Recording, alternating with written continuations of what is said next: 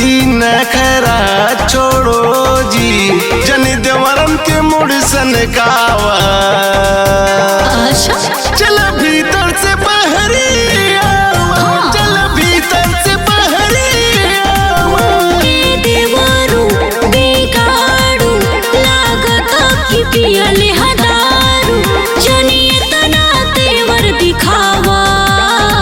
सुना आओ खिड़की से रंग लगावो, आओ खिड़की से रंग लगावो, आओ खिड़की से रंग लगावो।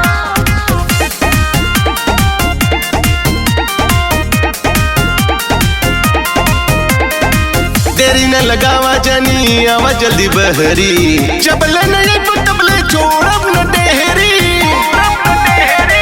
बदबा जानू देखल जाई केकरा में बा कितना दम, आज हमरो भी मूड भइल बा गरम।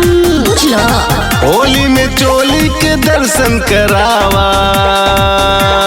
अरे चल भीतर से बहरी आवा, चल भीतर से बहरी आवा। आओ खिड़की से रंग लगावो, आओ खिड़की से रंग लगावो।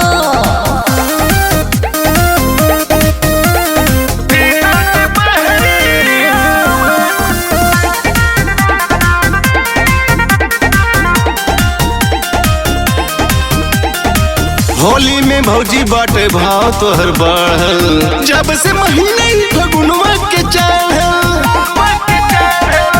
सुना बहरी आइब तो होली में हुड़दंग हो जाई, चोली साया सारा रंग रंग रंग हो जाई। बुझला राज्य अनिल पे कृपा बनावा।